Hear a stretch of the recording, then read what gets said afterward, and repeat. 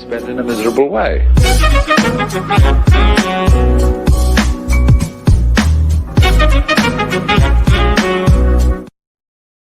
US News Cory Booker thinks his message of love can win back the White House. Cool angry Dems. I was standing at a strip mall, the state where presidential campaigns are often, and Cory Booker was about to walk in the door. Gretchen Askoff, 55, a nurse in Cedar Rapids, was waiting for him. I am enraged, and I am looking for someone to channel my rage, said Askoff, not really sure if the junior senator from New Jersey could be the one.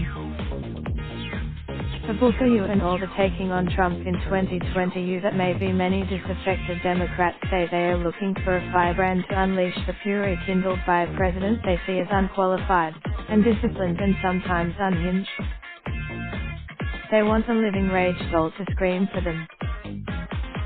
It is not a role Booker has cast for himself, even at this strip mall.